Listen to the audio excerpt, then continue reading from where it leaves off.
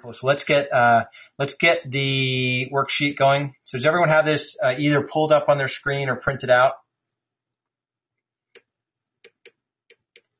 All right. So let's get to the courage checklist. Where does courage come from?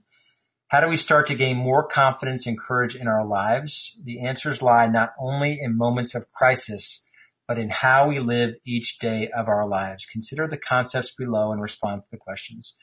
Awareness of what we fear. Outside of fears for physical health and dangerous situations, what we most often fear are three things. First, we fear loss pain, that by changing or advancing in our lives, we will lose something important to us. Second, we fear process pain, that the mere act or process of changing will be too hard for us. Third, we fear outcome pain, that all the effort we put into changing may not lead to a better outcome in our lives, that the grass might not be greener. So even in all of your comments, pretty much all of these have come out. So we had some comments about, doing this and it may not work out, or, the journey of working out or getting up early is going to make me tired, or, what happens, I'll lose something if I do that. So think of a change you have avoided making or a dream you have not moved towards, and complete the sentences below for greater insight. I haven't changed or chased my dreams with more courage and commitment because I'm afraid I might lose what? So think of a change you've avoided making or a dream that you've not moved towards. And it could be the reason that we got involved together. Your dream is to build a business. That could be an example. It may not be right for you, but what have you avoided, some kind of change that you avoid making, or a dream that you have not moved towards? I haven't changed or chased my dreams with more courage and commitment because I'm afraid I might lose, and take some time to fill that out there. And anyone that knows this is crystal clear to them, and you could fill this out in a second, you can share. Otherwise, I'm just going to kind of move through this. Yeah, John said, LOL, process fear. That's what took me an extra year to sign up with Lars. That's awesome. All right. I haven't changed or chased my dreams with more courage and commitment because I'm afraid the process might bring on these hardships in my life. So the process, sometimes like an easy example there is, what you give up to get into physical shape, right? So there's the time. I used to think that I'd never had time to work out, but I'm pretty sure every morning, most of us are free at 5 or 5:30. So I get up at 5 and I'm at the gym now at 5:30. I work out like super intense for 1 hour. I'm back by 6:45. Julie goes to the same trainer and she's home by 8 o'clock. So I'm with the kids for an hour and then she takes a shower and then I'm up here working by 8:30. So I figured it out. But that was the number one thing for years. For like 10 years, it was my excuse. I'm just too busy. My career is more important. Or I go from career to family. There is no time for me to work out.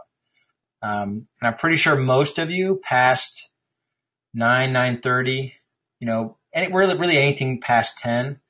If you've got kids, managing that process of getting the kids to bed at a certain time, and it's the same time every night, will always clear up time, to sort of spend with your spouse or whatnot.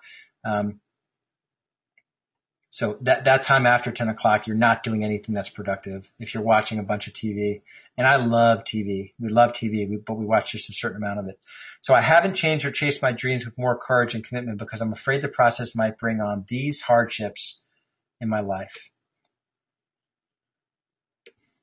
I'm going to ask you guys for some input when we get to the end of this here, because some of you have a really good example here that's worth sharing and it will help other people.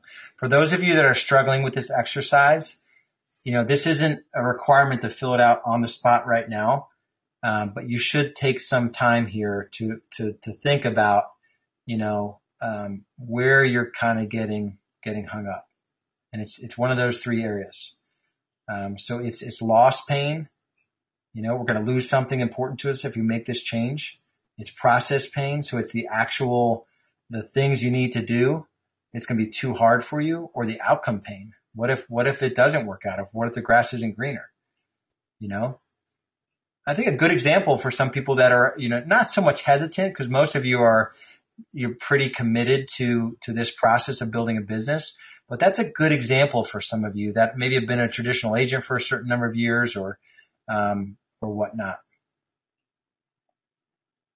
Okay, so I haven't changed or chased my dreams with more courage and commitment because I'm afraid that despite all the effort, the outcome might not be so good. Might be not so good, and I can end up ...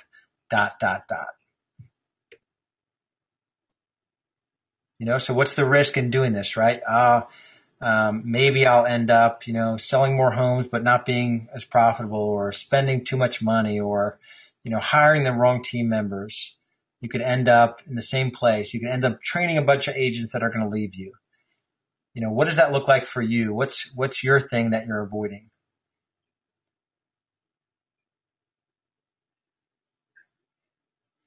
And then when I overcome all my fears and have the courage to take action and improve my life, my life will be different in this way. When I overcome all my fears and have the courage to take action and improve, my life will be different in this way. So using that one example of the business example, obviously the upside to doing this is off the charts, right? To have a business that's a true business, real estate can support some really good margins, even with you just as the owner and not the operator. So the upside is having a business that truly serves you. That you could take, without even thinking, you could take $20,000 to $30,000 of cash, post-tax cash, out of the business and not have to work more than 40 days per year. Right? Think about that. How would your life improve once we build that in, once we build your business in that way?